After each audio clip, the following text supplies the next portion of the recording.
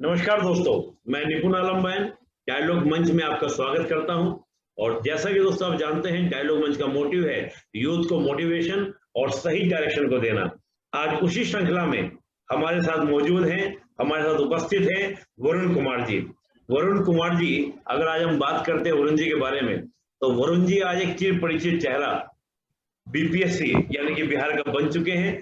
आपको बीपीएससी का जो परिणाम है 65 जो बीपीएससी का परिणाम आया है उसमें थर्ड रैंक मिली है इसको, वरुण जी को। और कमाल की बात दोस्तों ये है कि वरुण जी का 2020 का जो आईएएस का यानी कि यूपीएससी का जो परिणाम आया है, उस परिणाम में भी एक अच्छी रैंक तो नहीं कह सकते, लेकिन सिलेक्शन हुआ है। 697 आपको रैंक मिली है। और मैं पूरा डायलॉग मंच की ओर से और आप सभी एस्पिरेंट्स की ओर से वरुण जी के लिए हम शुभकामनाएं देते हैं कि अगली बार जब हम इनसे इंटरव्यू लें तो एक प्रॉपर आईएएस से ले, और जैसा कमाल इन्होंने बीपीएससी में किया है वैसे ही कमाल यूपीएससी में करें, उसके बाद हम इंटरव्यू लें। वरुण जी, आपका बहुत बहुत स्वागत डायलॉग मंच के अंदर। Thank you.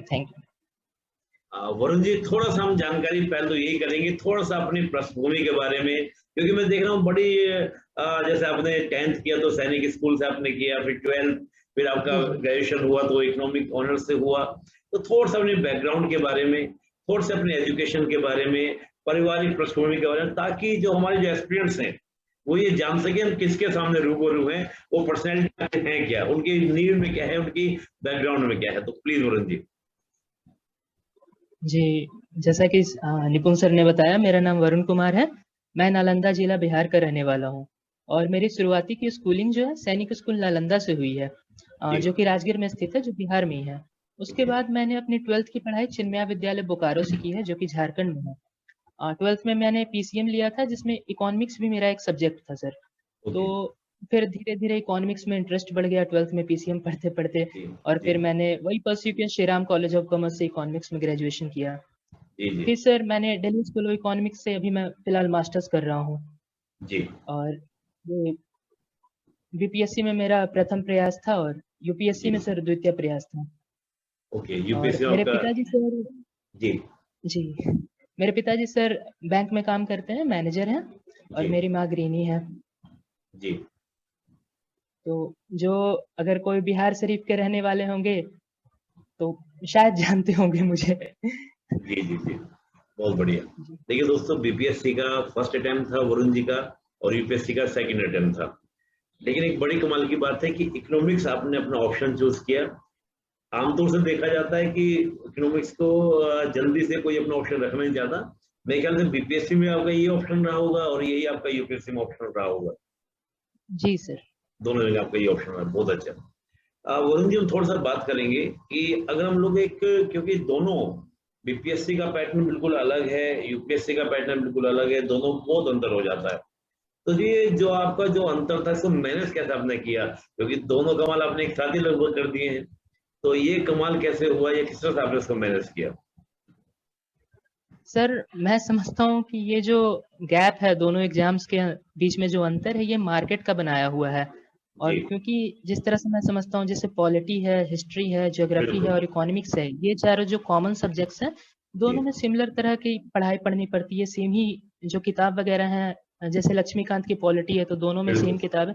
थोड़ा बहुत अलग करना पड़ता है, जैसे बिहार की पर्टिकुलर हिस्ट्री हो गई या बिहार का पर्टिकुलर ज्योग्राफी हो गया, बिहार जी। का जी। थोड़ा सा पॉलिटिक्स हो गया, तो ये सब थोड़ा बहुत एक्स्ट्रा करना पड़ता है।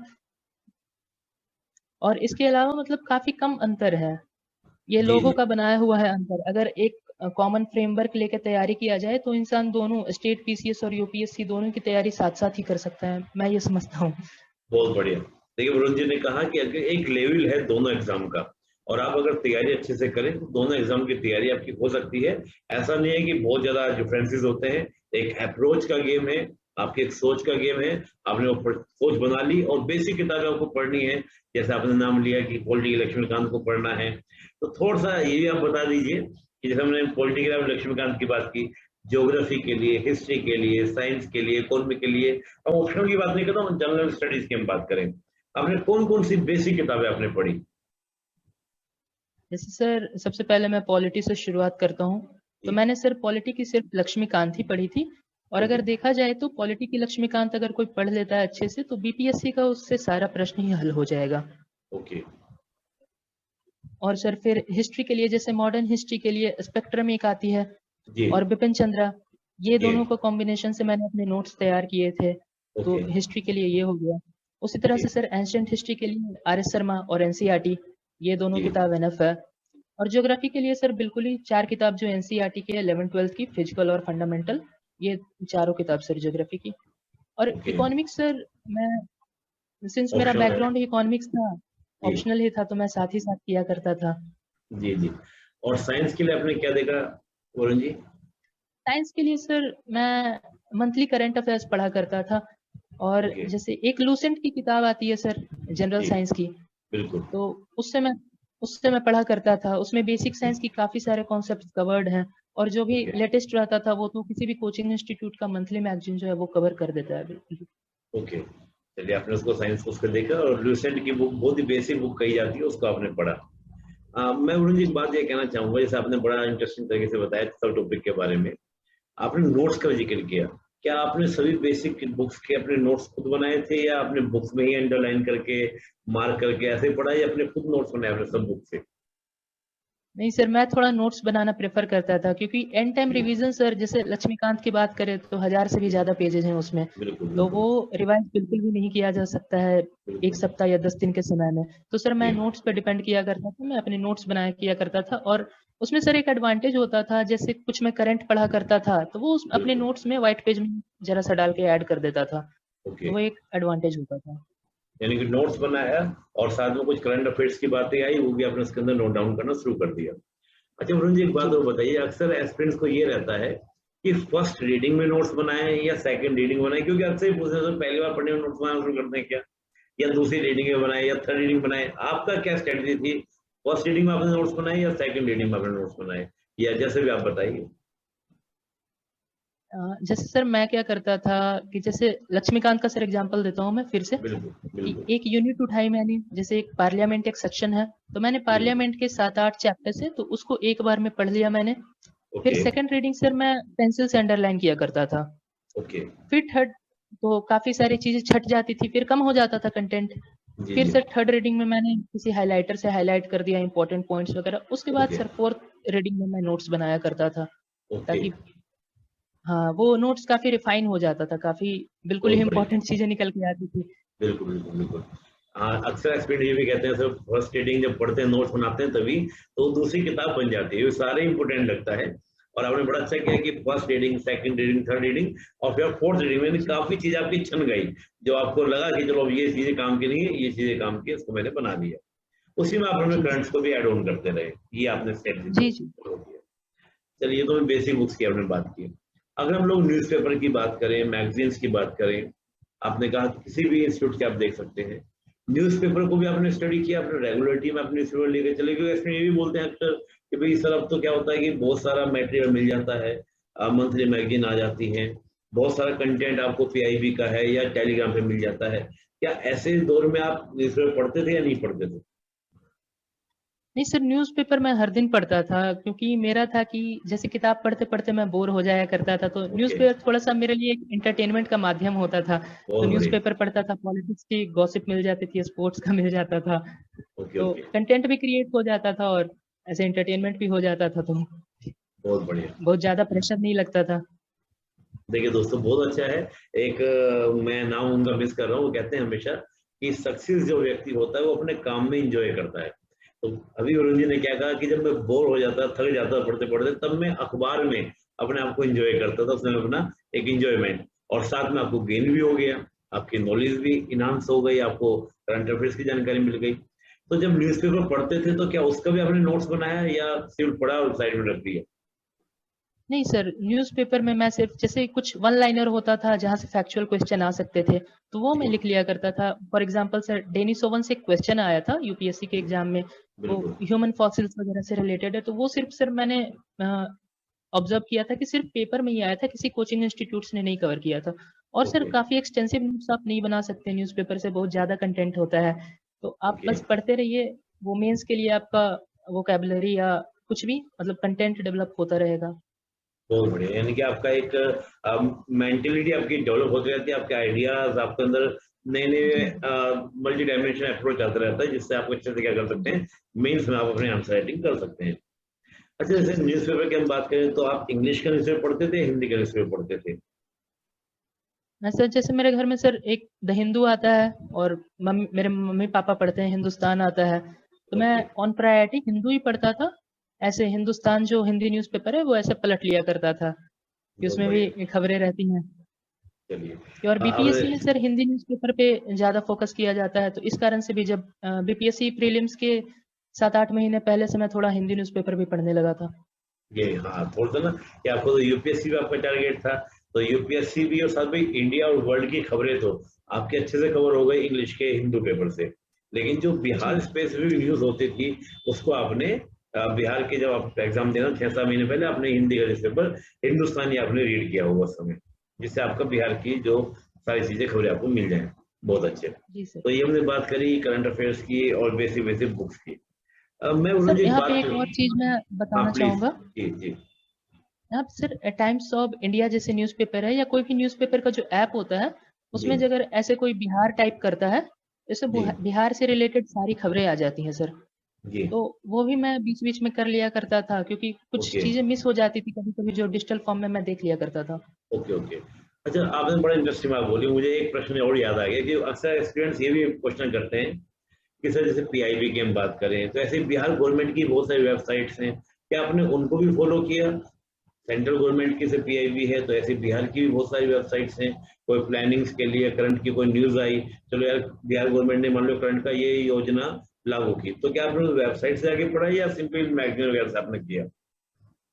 नहीं सर जहाँ मैं समझता हूँ बिहार बीपीएससी में जो क्वेश्चंस आते हैं वो जी, बजट और इकोनॉमिक सर्वे जो बिहार का आता है सिर्फ वही 2 जी, ऑफिशियल डॉक्यूमेंट से आते हैं और ऐसे जी। कहीं सोर्सेज से नहीं आते हैं सर। तो मैंने किसी और ओके। सोर्स को रेफर नहीं किया। तो बजट इकोनॉमिकल सर्वे तो आपने फिर गवर्नमेंट से देखा होगा, वहीं से देखा होगा। वो तो आपका जी, ऑप्शनल भी जी रहा, सर। तो और अच्छे डिटेल से आपने देखा होगा। चलिए, बहुत जी, अच्छा। देखिए दोस्तों, बड़ा अच्छे बोला कि भई बीपीएससी की अगर हम बात करें तो वहाँ से क्वेश्चन ज़्यादा नहीं आते। आप भई बजट की बात करें, इकोनॉमिकल सर्वे की बात करें तो उनके हम देख सकते हैं। वरुण जी को उसमें ज़्यादा दिक्कत इसलिए नहीं हुई होगी क्योंकि वरुण जी का खुद ऑप्शन रहा है इकोनॉमिक्स, तो उनको तो पूरा डाटा एकदम समझ में आ जाता होगा क्या है, लेकिन आपको थोड़ा मशक्कत करनी पड़ सकती है। चलिए, मैं एक बात बस पूछ लेता हूँ क्योंकि आपका तो इकोनॉमिक्स ऑप्शनल रहा है। जिन एस्पिरेंट्स का इकोनॉमिक्स ऑप्शनल नहीं है, तो उनको बजट और इकोनॉमिकल सर्वे कैसे पढ़ना चाहिए? अगर हम उसकी बात करें तो? सर जो मैं फ़ील करता हूँ काफ़ी ईज़ी लैंग्वेज में रहता है, जो बजट है बिहार का, चाहे यूनियन का भी जो बजट है, एक वो छोटा-सा सिनॉप्सिस भी रिलीज़ करते हैं सर। 1 जी, पेज की बजट की समरी रिलीज़ करते हैं, तो जी, वहाँ से आपको काफ़ी आइडिया लग जाता है और डिटेल में पढ़ना है, तो वो डिटेल में भी पढ़ सकते हैं। काफ़ी सिंपल-सिंपल सी चीज़ें रहते हैं, बहुत ज़्यादा इकोनॉमिक टेक्निकल टर्म्स जिसको कहते हैं हम जार्गन्स जिनको कहते हैं, वो सर नहीं यूज़ करते हैं वो बहुत ज़्यादा। क्योंकि एक बिल्कुल। तरह से वो लगाइए कि वो आम आम आदमी के पढ़ने के लिए बनाते हैं। जी, तो जी, वो जी। भाषा भी उसी तरह की यूज़ करते हैं सर कि जो सबको समझ आ जाए। समझ में आ जाए। बहुत बढ़िया। चलिए, ये तो आपने बात की। वरुण जी, हम पूरी प्रिपरेशन की बात करें, प्री मेंस इंटरव्यू की बात करें, एग्ज़ाम चाहे यूपीएससी की बात करें, दोनों की हम बात करें।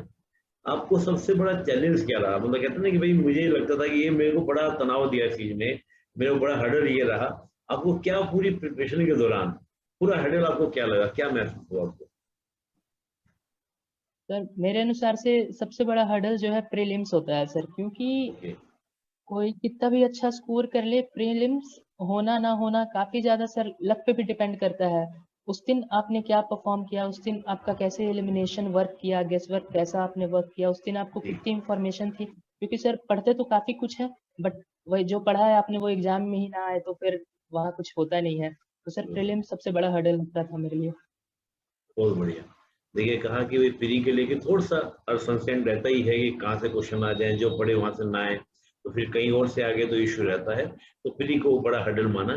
तो प्री का जो बैरियर था, जब आपने इसको हर्डल माना, तो इस हर्डल को आपने रिलीज़ किया और कैसे आपने इसकी तैयारी की? क्योंकि तभी आप प्री पास करके, मेंस पास करके आप थर्ड रैंक लेके आप यूपीएससी में आए हैं। तो प्री के लिए आपकी खास स्ट्रैटेजी क्या थी जिससे आपने इस बाधा को, इस बैरियर को आपने क्रॉस किया? और फर्स्ट अटेम्प्ट में? इंटरेस्टिंग इंटरेस्टिंग बात ये है कि फर्स्ट अटेम्प्ट में। ये बहुत से एस्पिरेंट्स के लिए बड़ा मतलब सुनने लायक बातें होगी कि भई फर्स्ट अटेम्प्ट में कैसे आपने उसको किया? Please Varun ji. Sir BPSC में मैं हर साल देखता हूँ 15 से 20 क्वेश्चंस, कम से कम 15 से 20 क्वेश्चन हर साल रिलेटेड होते हैं अपने पास्ट ईयर से ही। जी। तो अगर कोई पिछले 35-40 साल का अगर कोई पास्ट ईयर्स करके जाता है तो वो आराम से 15 से 20 क्वेश्चन फॉर श्योर मार सकता है। ओके। मतलब अपनी पास्ट ईयर्स के बेसिस पे सर। जी और जी सर मैं प्रीलिम्स के साथ साथ मेंस की भी, मतलब मैं समझता हूँ कि इंटीग्रेटेड ही तैयारी करनी चाहिए, जी। क्योंकि अगर आप प्रीलिम्स पास कर जाते हो तो वो, और आपके पास 2 ही महीना, अगर 3 ही महीना बचता है मेंस की तैयारी के लिए, तो वो आपके मन में कहीं ना कहीं आ जाता है, यार मैंने तो साल भर पढ़ाई ही नहीं कि मेंस के लिए, कैसे होगा मेरा मेंस। तो मैं समझता बिल्कुल। हूँ कि जो भी एस्पिरेंट्स हैं उनको साथ ही साथ तैयारी करना चाहिए। जैसे मैं शुरू में सर क्या किया करता था, मैं जो गलती करता था जी। कि मैं काफी फैक्चुअल चीजें नोट डाउन किया करता था या अंडरलाइन किया करता था जो कि प्रीलिम्स से स्पेसिफिक हुआ करती थी। ओके। और जी। फिर सर दिक्कत आने लगी कि मेंस में सर क्योंकि सब्जेक्टिव लिखना होता है तो उसमें सर कंटेंट की काफी दिक्कत आ जाती थी। ओके। तो इसीलिए फिर मैंने स्ट्रेटेजाइज किया और फिर दोनों को साथ लेके चला, ताकि ओके। है जो मेंस के लिए एटलीस्ट दिक्कत ना हो अगर प्रीलिम्स पास करते हैं हम तो। ओके। चलिए बहुत अच्छा है, यानी कि आपका ये इंटीग्रेटेड प्रिपरेशन करनी चाहिए, अलग अलग नहीं। और खास तौर से जो कॉमन सब्जेक्ट हैं उनको तो आप इंटीग्रेटेड करें, बाकी आप प्री के बाद भी मेंस के लिए कर सकते हैं। क्या ऐसा ना हो कि प्री क्वालिफाई आप कर जाएं, प्री में निकल जाएं, असली एग्जाम तो मेंस ही आपका मुख्य परीक्षा ही आपकी होती है। क्या प्री के लिए आप टेस्ट सीरीज भी करते थे, जैसे मान लीजिए मॉक टेस्ट वगैरह देकर, जिससे आपको पता चले कि आपका पोजीशन कितनी स्ट्रांग हुई है, कितनी वीक हुई है, या सेल्फ वैल्यूएशन ही आप करते थे? मैंने सर प्रीलिम्स के लिए जैसे कुछ कोचिंग इंस्टीट्यूट्स हैं, इनके घटना चक्र वगैरह आते थे, चाहे ये ऑफलाइन मॉक टेस्ट वगैरह देते थे, तो ऑनलाइन तो मैंने नहीं दी थी, ये ओके। ऑफलाइन वगैरह ही सारे देते थे। तो ये सारी मैंने दी थी। इससे एक आइडिया लग जाता है कि जैसे 150 क्वेश्चंस रहते हैं तो जी। आपको कितना करना है वहाँ, कितना नहीं करना है, और किस सेक्शन को पहले टच करना है ताकि कॉन्फिडेंस आपका बूस्ट हो, क्योंकि सर ओके। कॉन्फिडेंस प्रीलिम्स में गिर जाता है आंसर मार्क ओके। करते करते। तो ओके। मैं समझता हूँ कि आप उस सेक्शन को सिलेक्ट करके, वो तरीका आ जाना चाहिए आपको कि वो आप सेक्शन सेलेक्ट कर पा रहे हैं जहां से आप मैक्सिमम क्वेश्चंस कर पा रहे हैं और एक्यूरेसी के साथ कर पा रहे हैं। ओके। यानी कि आपने टेस्ट में देखा, आपने ये भी तैयार किया कि किस सेक्शन पर मैं पहले फोकस करूं, जिससे मेरे को ज्यादा से ज्यादा क्वेश्चन मेरे अटेम्प्ट हो जाए। ऐसा ना हो कि बाद में पहुंचूं तो वो काफी चीजें मेरी क्या हो जाए, माइंड से निकल जाए, आउट हो जाए। तो आपने जी उसको स्ट्रेटजी से आपने उसको किया। अच्छा, एक बात और मैं फ्री का ही पूछूंगा। कई बार कुछ क्वेश्चन में ऐसा उलझ जाते हैं, एस्पिरेंट उलझ जाते हैं कि आंसर ए होगा या बी होगा, मतलब दो ऑप्शंस में। जैसे आपने कहा कि कुछ क्वेश्चन तो पैनल में हाँ भाई यही आंसर होगा, कुछ क्वेश्चन में कि भाई ए और बी होगा। कुछ क्वेश्चन ऐसे होते हैं जो लगते हैं कि 5-10 क्वेश्चन ऐसे आते ही हर एग्जाम में, लगता है ये इस दुनिया के नहीं है, पता नहीं कहीं और से पूछे गए हैं। तो मैं खास तौर से उस ए बी वाले में पूछूंगा, उसकी कोई खास ट्रिक थी आपके पास में, या तैयारी अच्छी थी तो इसलिए किया? इसको थोड़ा बताइए। माफ कीजिएगा सर, मतलब इसमें तो मेरे पास कोई ट्रिक्स नहीं है, मतलब बिल्कुल ही चल। किस्मत आपकी काम करती है एलिमिनेशन में, अगर आप दो ऑप्शन एलिमिनेट कर देते हैं। बट हाँ ये है कि रिस्क टेकिंग एबिलिटी आपके पास होनी चाहिए कि अगर आपका सही जाएगा तो आपको 2 नंबर मिल जाएंगे, और आपका गलत भी जाएगा तो सिर्फ 0.33 नंबर कटेंगे। तो बिल्कुल। थोड़ा सा रिस्क टेकिंग एबिलिटी बस होना चाहिए आई गेस। देखिए, बड़ा सुंदर की ट्रिक नहीं है, लेकिन रिस्क लेना पड़ता है। और कोई भी बात, भाई रिस्क नहीं लेंगे तो गेन कैसे करेंगे? तो ए बी वाले में आप दो तो आप निकाल लिए, फिर दो में आप थोड़ा रिस्क ले सकते हैं। और जाएगा भी तो उतना मार्क्स, नेगेटिव मार्किंग उतना होता नहीं है जितना हमको टेंशन लेना है। बहुत अच्छे। अब हम पीजी से आगे थोड़ा मेंस की और मुख्य परीक्षा की ओर चलते हैं। मुख्य परीक्षा को लेकर खास आपकी स्ट्रेटजी क्या थी? सर मुख्य परीक्षा में जैसे बीपीएससी में सर वर्ड वर्ड लिमिट्स नहीं होते हैं, उसमें जी। आपको सर 34 पेजेस दिया करते हैं और 8 क्वेश्चंस रहते हैं। तो आपको, जैसे मेरी ये स्ट्रेटजी जो थी, मैं किसी 2 क्वेश्चन को 5-5 पन्नों में लिखता था और ओके। बाकी क्वेश्चंस को 4-4 पन्नों में लिखता था। और ओके। उन 2 क्वेश्चंस को सर मैं काफी अच्छे तरीके से लिखता था ताकि जो एवरेज मार्क्स बाकी सारे क्वेश्चंस में मिले, उससे ज्यादा मुझे उन 5 पन्नों वाले क्वेश्चन में मिले जहां मैं 5 पेज लिख रहा हूँ। ओके। और सर, जी, और मेंस के लिए वही है सर, राइटिंग प्रैक्टिस थोड़ी चाहिए होती है, क्योंकि आपको ये सोच के जाना पड़ता है कि आपको एक क्वेश्चन पे, जैसे बीपीएससी की बात करता हूँ सर, तो एक क्वेश्चन पे आपको वहाँ 15 से 20 मिनट मिलते हैं, और आपको 15 से 20 मिनट में आपकी तैयारी रहनी चाहिए कि आप 4 पेज अच्छा कंटेंट के साथ आप लिख पा रहे हो। ओके। तो सर एक प्रैक्टिस और एक टाइमिंग का प्लानिंग थोड़ा। बिल्कुल, यानी कि आपकी प्रैक्टिस अच्छी होनी चाहिए और आपकी टाइमिंग की एक अच्छी खासी प्लानिंग होनी चाहिए, तो आपको मेंस दिक्कत नहीं करेगी, इशू नहीं करेगा। थोड़ा सा मेंस के बारे में हम और थोड़ा सा डिटेल से बात करें, चाहे आपके ऑप्शनल के बारे में बात करते हैं, पहले हम जीएस के बारे में बात करें। तो जीएस में जैसे हम देखते हैं कि एक स्टैटिक्स वाला पोर्शन होता है, जो एक अच्छा खासा मैथ से रिलेटेड तो नहीं, लेकिन वो तो हम लोग देखते हैं कि जो आर्ट्स बैकग्राउंड के वो भी स्टडी करते हैं। तो अगर हम इन सब टॉपिक्स की बात करें, जितने टॉपिक मेंस के थे, उनके लिए आपकी खास बुक क्या रही, इसमें क्या आपने टेस्ट सीरीज भी आपने पढ़ा, टेस्ट सीरीज भी आपने किया, आपकी क्या स्ट्रेटजी रही पूरी पूरी, थोड़ा सा इसको हल्का सा डिटेल से, कि हम लोग आंसर लिखने की प्रैक्टिस आपने कहा, तो प्रैक्टिस के लिए आपने क्या टेस्ट दिया है, प्रीवियस ईयर के क्वेश्चन को आपने सोल्व किया, इसको लेकर आपकी क्या प्लानिंग थी? सर जो डेटा इंटरप्रिटेशन वाला सेक्शन होता है जी वो मैं समझता हूँ सर 9th-10th में सर एक मैथ्स का सेक्शन है, 9th-10th के बिल्कुल। एनसीईआरटी बुक में सर मैथ्स का सेक्शन है डेटा इंटरप्रिटेशन का, काफी डिटेल में सर वहाँ पे कवर किया है। और सर मैं एक किताब का नाम लेना चाहूंगा, मैं प्रचार नहीं करना चाह रहा हूँ, नहीं नहीं केबीसी बिल्कुल। नैनो की सर एक किताब है, जी जी। केबीसी नैनो की सर एक किताब है, उसमें डेटा इंटरप्रिटेशंस के काफी सारे क्वेश्चंस हैं जो बीपीएससी पैटर्न पे बेस्ड हैं, तो वहां ओके। से सर मैं किया करता था। और इसमें सर एक और चीज मैंने ऑब्जर्व किया था, जो भी पास्ट ईयर के क्वेश्चंस आते थे, तो जी उसमें था कि उन क्वेश्चन सिलेक्शन सर आपको थोड़ा सा करना पड़ेगा अच्छे से, क्योंकि जी जैसे आपको एग्जांपल देता हूँ, एक क्वेश्चन में था सर कि एक बेल में कितना केजी कॉटन होता है, जी अगर आपको वो प्रायर इंफॉर्मेशन होती तभी आप वो क्वेश्चन कर पाते। तो जी मेरे जी कुछ फ्रेंड्स थे सर जिन्होंने वो क्वेश्चन अटेम्प्ट किया, और उसके क्वेश्चन के 5th पार्ट में वहाँ एक बेल में कितना केजी कॉटन है जी वो नहीं उनको पता था। वो फिर अब सर किसी क्वेश्चन को आप करके आप वापस नहीं जा सकते हैं, क्योंकि पेज बिल्कुल काटोगे आपका बिल्कुल मार्क्स बिल्कुल ही खत्म हो जाएगा। बिल्कुल तो बिल्कुल। थोड़ा सा क्वेश्चन एक बार चारों क्वेश्चन पढ़ लें और आप देखें कि आपको सबसे आसान कौन सा क्वेश्चन लग रहा है और कौन सा आप एक्यूरेसी के साथ कर सकते हो। बहुत बढ़िया। यानी कि क्वेश्चन सिलेक्शन करने में आपको ध्यान रखना चाहिए कि कौन सा आपको करना है, कौन सा आपको नहीं करना है, क्योंकि जब स्टार्ट हो जाता है तो फिर आप बैक नहीं ले सकते, फिर गाड़ी आगे ही जाएगी, बैक नहीं लेगी। बहुत बढ़िया। हम थोड़ा समय एक्चुअली थोड़ा सा विस्तार से इसलिए बोलना चाह रहा हूँ कि काफी एस्पिरेंट क्वेश्चन ये भी रहते हैं कि सर मेंस का हम GS1 GS2 की दोनों की बात करें, तो आपका स्टडी मटेरियल क्या क्या रहा? जैसे बुक्स तो आपने बेसिक बुक बता दी, बेसिक की बुक के अलावा आपने कुछ एड ऑन भी किया, कुछ आप बात करें कोई मैगजीन की या कोई और short notes, Bihar specific GK के लिए आपने कुछ भी इसके लिए किया हो? नहीं सर, बिल्कुल नहीं सर। मैं जो भी एस्पिरेंट्स हैं जो मेरे तरह, मैं उनको बताना चाहूँगा कि आपको बिल्कुल भी जी, किसी एडिशनल चीज़ की ज़रूरत नहीं है। जैसे बहुत अगर बढ़िया। आप हिस्ट्री के लिए बिपिन चंद्रा या स्पेक्ट्रम पढ़ रहे हैं, तो जी आपका वहाँ से ही सारा कंटेंट तैयार हो जाएगा। इसमें आपको करना क्या है, जैसे अगर आपको 1-2 नंबर एक्स्ट्रा चाहिए, जो एवरेज मार्क्स है उससे 2-4 नंबर एक्स्ट्रा चाहिए, तो अब जैसे सर एजुकेशन पे सवाल आता है, तो जी उसमें आपने एक जरा सा जो लेटेस्ट रिपोर्ट होगी कोई, जैसे वर्ल्ड बैंक की काफ़ी सारी सर रिपोर्ट आती है, चाहे बहुत नीति बढ़िया। आयोग की सर रिपोर्ट आती है काफ़ी सारी, तो वो आप ऐड कर दें। और यहाँ पे सर मैं एक और चीज़ बताना चाहूँगा, क्वेश्चन सिलेक्शन में, जैसे जीएस में भी जब आप क्वेश्चन सेलेक्ट करते हैं, तो मैं सर उस तरह का क्वेश्चन सेलेक्ट किया करता था जहाँ पे मैं कुछ डायग्राम बना सकूँ या फ्लो चार्ट बना सकूँ, या बहुत बढ़िया। ज्योग्राफी है सर तो वहाँ मैं कुछ नक्शा बना सकूँ। तो जी जी मतलब बहुत अच्छी ड्राइंग नहीं है मेरी, बट मैं जी कोशिश जी। करता था कि नक्शा बना दिया जाए, क्योंकि सर वो एक इम्पैक्ट क्रिएट करता है। क्योंकि बहुत अगर बढ़िया। कोई टीचर जो है वो देख लेता है, चेक करने वाले जो रहते हैं वो देख लेते हैं, तो उनको लगता है कि अच्छा है, बच्चे को ज्योग्राफी की नॉलेज है। जैसे बिल्कुल सर मैं आपको बताता हूँ, एक सर 1857 पे एक क्वेश्चन आया था इसी बार बीपीएससी में रिवॉल्ट का, बिल्कुल तो सर बिल्कुल। मैंने आधे पेज में नक्शा ही बना दिया था सारा, और ऐसे सारे जगहों को डिनोट कर दिया था कि कहाँ कहाँ रिवॉल्ट हुआ है। बहुत बढ़िया। ये तरीका है दोस्तों अच्छा।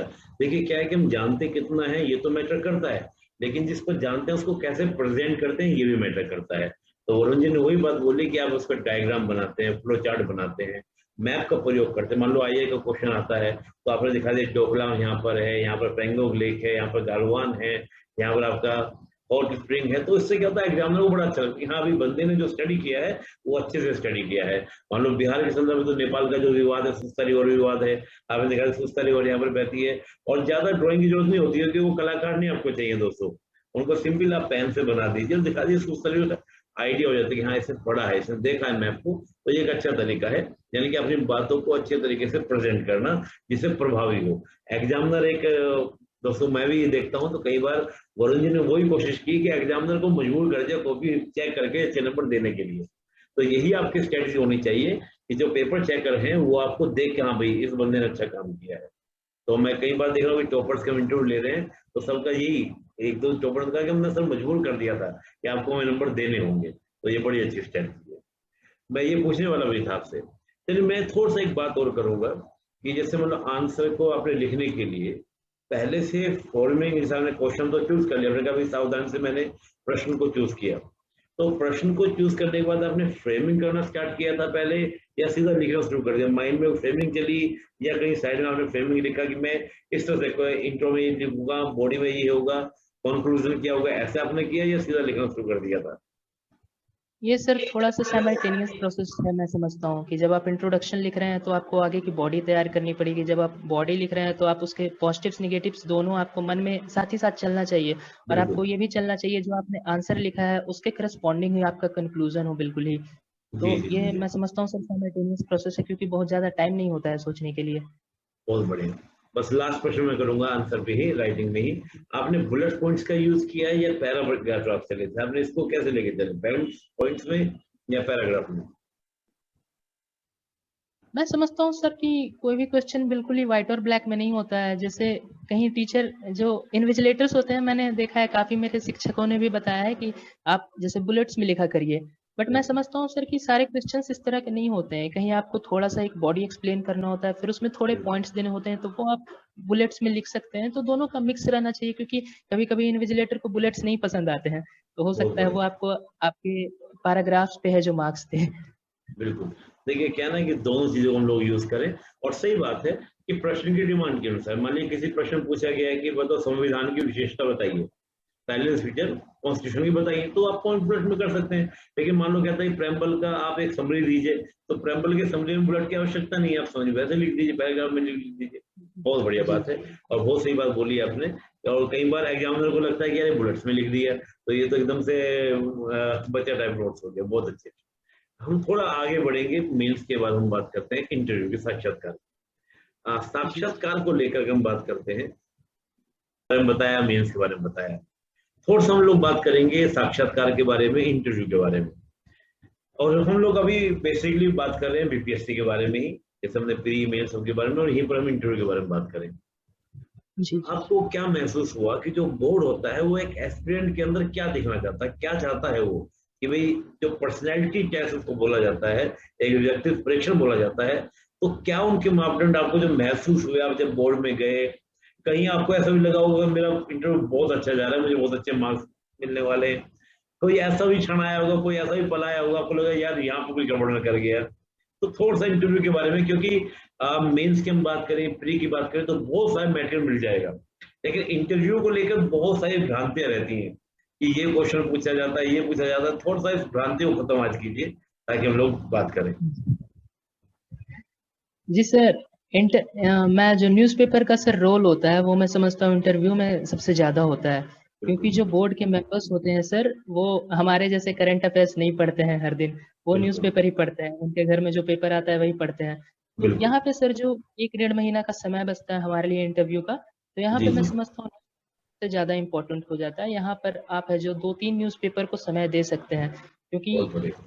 लोकल में सर किसके घर पे कौन-सी न्यूज़पेपर आती है वो तो हमें आइडिया नहीं है, तो हमें 2-3 न्यूज़पेपर बिल्कुल ही कवर करना चाहिए। क्योंकि सर वो क्वेश्चन वहीं से पूछते हैं, और बिल्कुल जो आइडियाज़ जो आपके मिलेंगे, जो आपके ओपिनियन जो हम लोग के जो ओपिनियंस बनते हैं सर, वो तो पेपर पढ़ के ही होते हैं, कि पेपर पढ़ के जहाँ से भी करंट अफेयर्स हमें मिलता है, वहाँ से ओपिनियन बनते हैं हमारे। बिल्कुल। तो न्यूज़पेपर सर सबसे पहले मैं समझता हूँ बहुत इम्पोर्टेंट है।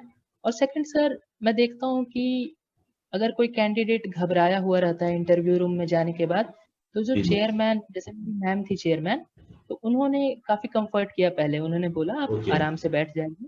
ओके। पानी वगैरह भी सर ऑफ़र करते हैं। तो बहुत बढ़िया। बिल्कुल ही वो आपको कंफर्टेबल करने का प्रयास करते हैं कि आप बिल्कुल डरे जी ना।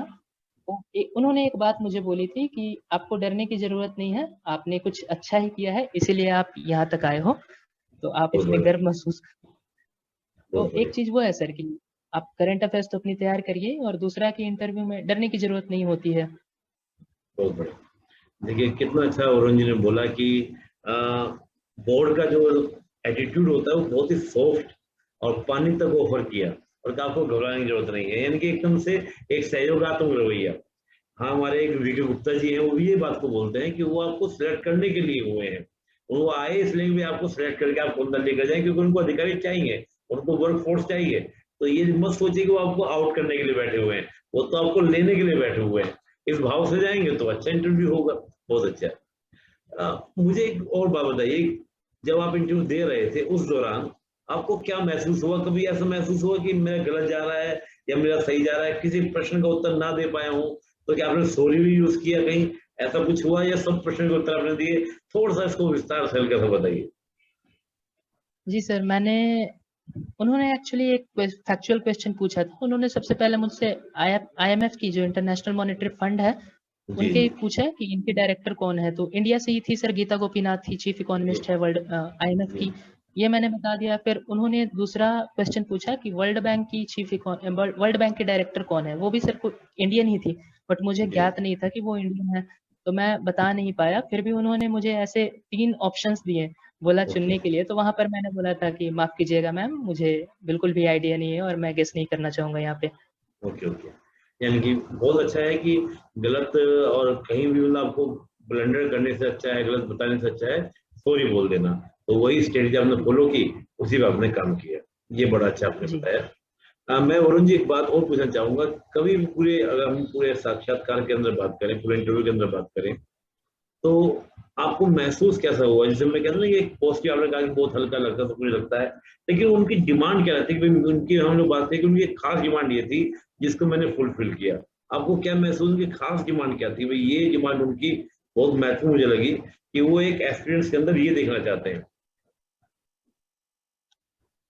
जो मैं समझता हूँ सर, बाकी सब तो बोलते हैं कि कॉन्फिडेंट रहना चाहिए, काम कंपोजर मेंटेन रखना चाहिए आपने, बट मैं समझता हूँ कि वहाँ पे नॉलेज का भी थोड़ा सा सर इम्पोर्टेंस होता है। कि बहुत जैसे बढ़िया। जैसे मैं सर नालंदा जिला का था, तो जी जी। उन्होंने मुझसे जो नालंदा जिला के बारे में क्वेश्चंस पूछे, वो बिल्कुल वो उम्मीद करते हैं कि सिंस मैं नालंदा जिला का हूँ, बिहार में ही सेवा करूंगा, तो मुझे बिल्कुल बिल्कुल ही नालंदा के बारे में सब कुछ पता होना चाहिए। चाहे वो मेरा बिल्कुल। इकोनॉमिक्स का बैकग्राउंड हो, तो इकोनॉमिक्स से मुझे काफी चीजें पता होनी चाहिए कि कल होके जी जिला में जिला की इकोनॉमिक व्यवस्था भी आपको संभालनी पड़ सकती है। तो ये सर बिल्कुल। वो एक्सपेक्ट करते हैं थोड़ा सा कि यहाँ पे आपको नॉलेज हो बिल्कुल ही, यहाँ पे वो कॉम्प्रोमाइज नहीं करते हैं। बहुत बढ़िया। वरुण जी, हमारी टीम के द्वारा भी पूरा एक नालंदा डिस्ट्रिक्ट के बारे में जब आपके बारे में जाना, तो मन हुआ कि वरुण जी से थोड़ा सा एक डिस्ट्रिक्ट के बारे में जब हम लोग प्रिपेयर करें, भाई आपने नालंदा का जिक्र किया, आप नालंदा से हैं तो आपको पता होना चाहिए। लेकिन अगर एक एक्सपीरियंस की हम बात करते हैं, तो वो जो तैयारी करें नालंदा की, तो किस तरीके से तैयारी करें, थोड़ा सा आप हल्का सा ब्रीफ में बताइए कि नालंदा की तैयारी हम लोग कैसे करें। तो मैंने, हम लोगों ने एक पूरी पीपीटी बनाई टीम ने, थोड़ा सा आप इसको बताइए नालंदा डिस्ट्रिक्ट के बारे में, ताकि सबको पता भी चले। क्योंकि आपका इंटरव्यू केवल बिहार के स्टूडेंट्स ही नहीं देखेंगे, ऑल ओवर इंडिया के लोग भी देखेंगे, तो उनको पता चले कि भाई वरुण कुमार जी किस डिस्ट्रिक्ट से हैं और उनकी डिस्ट्रिक्ट कितनी रिच डिस्ट्रिक्ट है, क्योंकि प्राचीन भारत का बहुत ही महत्वपूर्ण स्थान नालंदा। जी जी। वरुण जी। अब जैसे नालंदा जिला है सर, तो यहाँ पे सबसे पहले तो जो मैं शुरुआत करता था, इसकी जो ज्योग्राफिकल बाउंड्रीज है नालंदा जिला की, जी चाहे जो जी हमारे बिहार स्टेट की बाउंड्रीज है, तो इन बाउंड्रीज को आपको ध्यान रखना होता है। कि जी जैसे जी नालंदा नालंदा में जो इम्पोर्टेंट सिटीज वगैरह है, नालंदा में जो इम्पोर्टेंट कॉन्स्टिट्यूएंसीज वगैरह है, जी तो इस तरह से आप नालंदा को तैयार कीजिए। वो जी पूछ सकते हैं कि जैसे नालंदा में जो फेमस नालंदा यूनिवर्सिटी है सर, तो जी वो यूनेस्को हेरिटेज साइट है, तो उसके बारे में जी पूछ सकते हैं। जी बुद्धिज्म का काफी बड़ा सेंटर रहा है नालंदा, चाहे जी हमें अभी भी कहते हैं कि ancient seat of learning Nalanda को ही कहा जाता है। जी तो जी नालंदा यूनिवर्सिटी के बारे में बिल्कुल आप तैयार कीजिए। फिर इसके अलावा सर, जैसे वहाँ जो ज्योग्राफिकल रीजन्स वगैरह हैं, जैसे जी पांडु पोखर हो गया, वेणुवन जी हो गया, हाल ही जी में नीतीश कुमार की सरकार जी ने बनाया है जी घोड़ा कटोरा, तो जी वो है सर। ये सारी चीजें आप तैयार कर सकते हैं। और भी जैसे इंटरनेशनली जो इम्पोर्टेंट है, जैसे हो गया शांतिपुर वो स्तूप है सर, जो जी बिल्कुल। शांति स्तूप है राजगीर में। वहाँ राजगीर पे में। जो लिफ्ट से जाया करते हैं, हम एयर लिफ्ट से जाया करते हैं, उसके बारे में बहुत थोड़ा बढ़िया। जानकारी करना। जी फिर जी वहीं जैनिज्म से रिलेटेड पास में एक साइट है पावापुरी में, जी तो वहां जा सकते हैं। चाहे कुंदलपुर महोत्सव होता है सर, जी भगवान जी जैन से ही रिलेटेड, महावीर धर्म से ही रिलेटेड है, तो उसके जी बारे में जी तैयारी कर सकते हैं। ऋषभदेव, पार्श्वनाथ, सबके बारे में वहाँ इंफॉर्मेशन है। पावापुरी जल मंदिर है, तो उसके बारे में पूछ सकते हैं थोड़ा सा कि टेम्पल का कंस्ट्रक्शन आप बताइए, डिजाइन कैसा है, कि जी पिलर्स का क्या इम्पोर्टेंस है, नदी के बीच में अगर वो टेम्पल है तो उसका क्या इम्पोर्टेंस है। ये सारी चीजें सर। बिल्कुल बिल्कुल बिल्कुल। फिर और अगर हम बिल्कुल ही जो सर नालंदा का कोर रीजन है, तो वहाँ जैसे हम जाते हैं तो वहाँ हुएंसांग मेमोरियल है, जो नालंदा गांव है, वहीं सर जी जी नालंदा यूनिवर्सिटी के बगल में ही, तो वो भी काफ़ी जी जी। इम्पोर्टेंट है सर। वहाँ एक स्क्रीन फ़िल्म भी प्ले किया जाता है सर। तो वो उन्होंने मुझसे पूछा था कि आपने वो फ़िल्म देखी है कि जो जी हुआनसांग मेमोरियल में प्ले किया जाता है? क्या बात है। तो जी फ़ॉर्च्युनेटली मैंने देख रखी थी, तो मैंने बताया उसके बारे में। जी जी, बहुत बढ़िया। जी। सर एक सर काफ़ी वहाँ इंटरेस्टिंग चीज़ है जो जिसको हम जानते हैं स्वर्ण भंडार के नाम से। तो जी वहाँ जी पे जैसे कहा जाता है कि प्राचीन राजाओं का सोना-चांदी वहाँ छुपा हुआ है। तो उसपे जी थोड़ी-सी जी। लाइटर साइड के लिए आपकी राय पूछ लेते हैं कि इस पे आपकी क्या राय है? आपको भी लगता है यहाँ सोना-चांदी है? अच्छा, तो इस बहुत तरह के बढ़िया। भी थोड़ा फनी सा तो एंटरटेनिंग क्वेश्चंस ताकि माहौल लाइट हो जाए। बिल्कुल, मतलब देखा जाए तो जब डिस्ट्रिक्ट को तैयार किए तो डिस्ट्रिक्ट की हिस्ट्री की बात करें, डिस्ट्रिक्ट की ज्योग्राफी की बात करें, डिस्ट्रिक्ट के कल्चर की बात करें, इकोनॉमिकल जी, इम्पोर्टेंस की बात करें, तो वो सारी चीज़ें उसमें डिस्ट्रिक्ट को कवर करने का प्रयास करना चाहिए। जी, बहुत बहुत बढ़िया वरुण जी, आपने बड़े अच्छे से बताया। निश्चित रूप से ये काफ़ी लाभकारी रहेगा नए एस्पिरेंट्स के लिए कि किस तरह से तैयार करना चाहिए आपको अपने डिस्ट्रिक्ट के बारे में। थोड़ा-सा हम और बात करें कि जैसे इंटरव्यू की हम बात जब कर रहे थे, तो और किस तरह के प्रश्न आपसे पूछे गए? अ, एक सर उस समय जैसे ओलंपिक्स चल रहा था, जी, जिस जी। समय मेरा इंटरव्यू था 13 अगस्त को, उस समय जी, ओलंपिक्स जी। चल रहा था, तो उन्होंने ओलंपिक से प्रश्न किया था कि क्या आपको लगता है कि ओलंपिक्स में भारत ने 7 पदक जीते हैं, वो काफ़ी है इतने बड़े देश भारत के लिए? बहुत बहुत बढ़िया। यहाँ पे जी, सर वो खोजते हैं कि आप ठीक है, आप थोड़ी ही बुराई कर लीजिए कि 7 मेडल्स काफ़ी कम है हिंदुस्तान जैसे देश के लिए, इतनी बड़ी इकॉनमी है। बट वहाँ बिल्कुल। पे ये थोड़ा-सा पूछते हैं कि आपका अप्रोच पॉजिटिव रहे कि आप बस बुराई ही ना करते रहें, आप ये भी देखें कि भारत में पहली बार 7 मेडल्स आ रहे हैं। तो बहुत आपको अच्छे। दोनों को बैलेंस करके चलना होता है। तो एक ये वो काफ़ी इम्पोर्टेंट सा चीज़ खोजते हैं कि आप कोई एक्सट्रीम व्यू ना ले लें, ओके, ताकि क्योंकि होता क्या है सर कि एक्सट्रीम व्यू लेने से आपकी आइडियोलॉजी पता चलती है। और बहुत सिविल बढ़िया। सर्वेंट का काफ़ी इम्पोर्टेंट एस्पेक्ट होता है सर नॉन पार्टिशनशिप, कि जी, आपको जी। किसी पार्टी को फ़ेवर नहीं करना है। तो वो चाहते हैं कि बिल्कुल, आप एक बैलेंस्ड ओपिनियन रखें अपना और कोई एक्सट्रीम व्यू ना लें। बिल्कुल। और दूसरा सर वो जो एक्सपेक्ट करते हैं कि जो सिचुएशनल क्वेश्चंस देते हैं बहुत ही कि जी, जैसे कि आप डीएसपी हैं अपने ज़िले में, आपके ज़िले एक एक तरफ आपके ज़िले में क्राइम हो रहा है, दूसरे तरफ आपके घर में है जो चोरी हो रही है, आप पहले क्या हैंडल करेंगे? तो इस तरह के क्वेश्चन वो सोचते हैं कि बच्चा स्किप ना करे। यहाँ पे बिल्कुल, और आपको बिल्कुल। टैकल करना भी पड़ता है कि अगर आप फैक्चुअल क्वेश्चन में आप सॉरी सर बोल सकते हैं, बट यहाँ आप सॉरी सर नहीं बोल सकते हैं। बिल्कुल, बिल्कुल, बिल्कुल। हाँ, सोई सरन भाई फैक्चुअल चीज़ों में आप सही बोल सकते हैं, यहाँ तो आपको बताना पड़ेगा, क्या आप करेंगे? आप घर को सँभालेंगे, डिस्ट्रिक्ट को सँभालेंगे या आप दोनों को मैनेज करेंगे? यही सब चीज़ें आपको इंटरव्यू में अच्छे से हैंडल करनी होती हैं और बेटर ये है कि आप दोनों चीज़ों को मैनेज कर ले जाएँ। अब ये मैं पहले डिस्ट्रिक्ट को सँभालूँगा, घर में जो होता रहे, ये भी तो गलत है ना कि आपको भई घर भी मैनेज करना है और आपको बाहर भी मैनेज करना है, यही आपका एक बड़ा अच्छा जॉब होता है। बहुत अच्छे से आपने बताया और ख़ास तौर से आपने कहा कि बैलेंस व्यू रखें। आप किसी पार्टी के फ़ेवर में ना जाएँ, किसी के अगेंस्ट ना जाएँ, एक बैलेंस व्यू रखें और ये सिविल सेवा का एक अप्रोच भी है भई कोई भी सरकार आएगी, जाएगी, लेकिन सिविल सर्वेंट को हर गवर्नमेंट के साथ अच्छे से काम करना है और अपने लॉ एंड ऑर्डर को मेंटेन करना है। बहुत अच्छा और सिचुएशनल क्वेश्चन का भी एग्ज़ाम्पल बड़ा शानदार आपने एग्ज़ाम्पल दिया।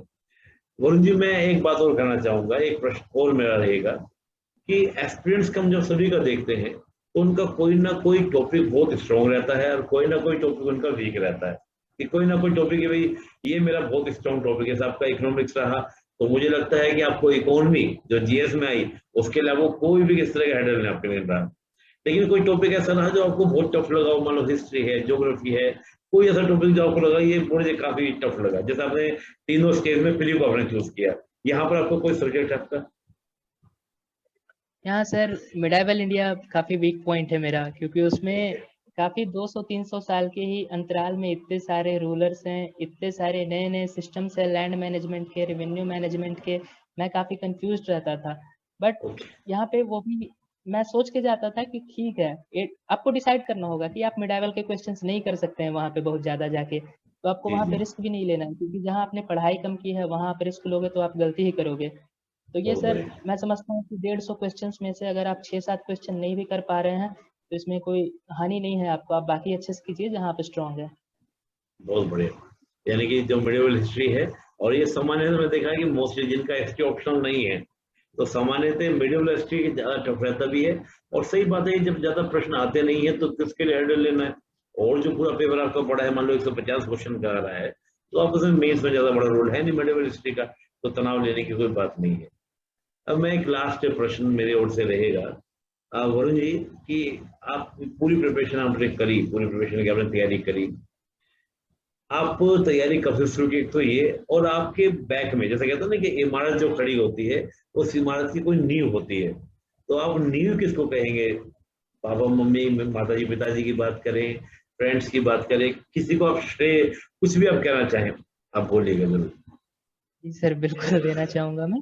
जी जैसे सर मेरे पिताजी हैं, मेरे सर दादाजी जो थे सर वो उनकी चाय की दुकान थी तो वो चाय बेचा करते थे। जी और फिर सर तो मेरे पिताजी को मैंने देखा कि मेरे पिताजी सर एसबीआई में क्लर्क के रूप में चयनित हुए थे काफ़ी पहले। जी जी आज प्रमोट होके ऑफिसर बन गए हैं। जी तो मैं देखता हूँ कि मेरे पिताजी जब मेरे दादाजी जो चाय बेचा करते थे, उनका बेटा जी बन सकता है, बैंक में काम कर सकता है, तो मेरे पिताजी तो ऑफिसर हैं, मैं तो बिल्कुल ही कर सकता हूँ। और बिल्कुल। सर एक शिक्षक हैं सर मेरे गणेश कुमार सिंह सर, तो उनका का जब मैं सैनिक स्कूल में था तो वो काफ़ी मोटिवेट हमेशा मुझे किया करते थे कि जी ये करना है, ऐसे करना है, सिविल सर्विस ये वो काफ़ी कुछ वो बताया करते थे। तो ओके ये लोग थे सर जो जिन्होंने मुझे बेस प्रोवाइड किया। ओके। तो पिताजी से तो आपको मोटिवेशन मिला कि भाई जो पापा कर सकते हैं मैं भी कर सकता हूँ। कोई इस बार बताएंगे सिविल सर्विस का मूड आपका क्यों बना? सिविल सर्विस का मूड सर थोड़ा-सा मेरा इसीलिए बना था क्योंकि जैसे मैं सर बिहार शरीफ में रहता था, नालंदा जिला में बिहार शरीफ में रहता था। जी वहाँ सर सड़कों की हालत उस समय जब मैं रहता था काफ़ी खराब हुआ करती थी। फिर कूड़ा-कचरा यहाँ-वहाँ फेंका रहता था, अब तो काफ़ी सुधार हो गया, स्मार्ट सिटी का टैग लग गया बिहार शरीफ में। बट सर जब ओके मैं रहा करता था तो ऐसे जैसे मेरे घर की जो गली थी सर, वहाँ आज ओके भी कोई फ़ोर व्हीलर नहीं जा सकती है।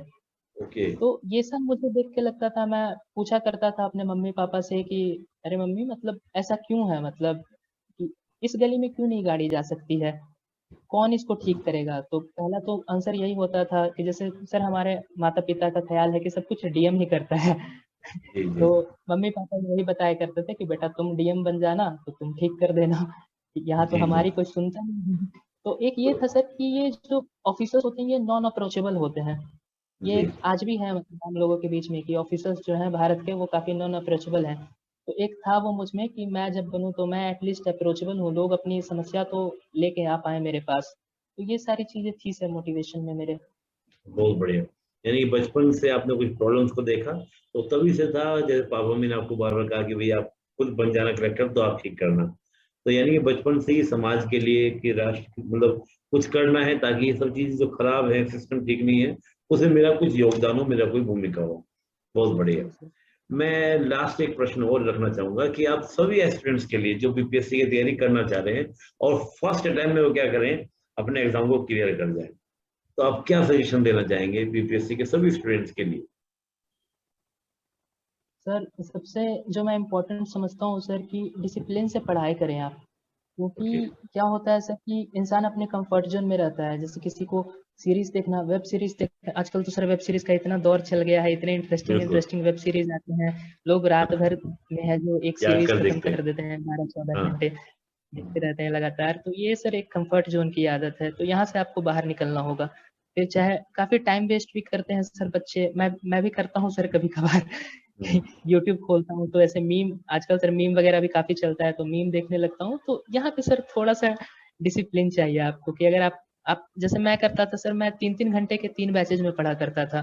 तो ओके उस 3 घंटे में सर मैं फोन उठाता नहीं था कि ठीक है 3 घंटे हो जाएंगे फिर आप फोन उठा लेना, आप 15-20 मिनट फन कर लेना। तो ये सर डिसिप्लिन ओके। काफी इम्पोर्टेंट है। और अच्छा मेरा दूसरा सर, प्रश्न, जी बिल्कुल बोलिए। जी, दूसरा सर वही कंसिस्टेंसी की, ऐसा नहीं कि एक दिन 2 दिन आपने पढ़ा या सप्ताह भर पढ़ा, आप लगातार पढ़ते रहिए। ओके। बहुत बढ़िया कि एक तो थोड़ा सा डिसिप्लिन रखिए और कॉन्सिस्टेंसी रखिए, लगातार लगते रहिए। मेरा प्रश्न यहाँ पे ये बना कि आप अपना स्ट्रेस कैसे रिलीज करते थे? आपने कहा कि मैं तो 3-3 घंटे क्लास करता था, 9 आवर्स तो आपने क्लास ही में लगा दिया, क्लास करने में लगा दिया, उसके बाद फिर आपको और भी एक्टिविटीज है, खुद स्टडी सेल्फ स्टडी भी करना है, तो एक स्ट्रेस हो जाता है, वो स्ट्रेस रिलीज कैसे करते थे? माफ कीजिएगा सर, मैं क्लास नहीं किया करता था, मैं खुद ही पढ़ा करता था वो तीन ओके तीन ओके। घंटे के बैचेज में। अच्छा और अच्छा। मुझे सर सूफी गाने सुनना काफी पसंद है। तो ओके मैं बीच बीच में सूफी गाने सुनता रहता था, ए आर रहमान के हो गए, गजल वगैरह सुन लिया करता था, तो उससे काफी रिलीफ हो जाता था। ओके। और सर आपने मैं साथ में कैरम खेला करता था सर। कैरम ओके है ओके मेरे घर में, तो जी। मम्मी पापा भी खेल लेते थे साथ में, भाई बहन खेल लिया साथ में, या कोई दोस्त हॉस्टल में रहता था तो दोस्त खेल लेते थे साथ में।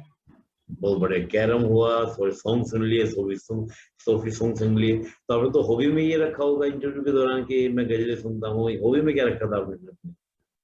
हॉबी में सर मैंने गजल सुनना तो नहीं रखा था, क्योंकि गजल मैं बस सुनता हूँ सर, मैं पढ़ाई नहीं की थी गजल के बारे में, बट कैरम के बारे में मैंने काफी पढ़ाई कर ली थी, तो मैंने कैरम लिखा था कि कैरम खेलना मुझे पसंद है, मैं अपने फ्री टाइम में कैरम खेलता हूँ। बहुत बढ़िया, बहुत बढ़िया। वरुण जी, मैं लास्ट में आपसे ये कहूंगा कि आपका कोई मैसेज कुछ कहना चाहते हैं तो आप कह सकते हैं डायलॉग मंच पर। बिल्कुल, मैं कहना चाहूँगा कि बीपीएससी या यूपीएससी की तैयारी कोई भी कैंडिडेट कर सकता है, बशर्ते वो मेहनत करते रहे, और रुकना नहीं है जब तक आपका गोल ना अचीव हो जाए, और उसके लिए आपको लगातार मेहनत करती रहनी है, तो बस मेहनत करते रहिए, वही है, कर्म करते रहो, फल आ जाएगा किसी दिन। कर्मण्येवाधिकारस्ते मां फलेषु कदाचन। बहुत बहुत धन्यवाद वरुण जी, आपने आपने पूरा समय दिया और डायलॉग मंच का पूरा समय दिया, इसके लिए बहुत बहुत आभार।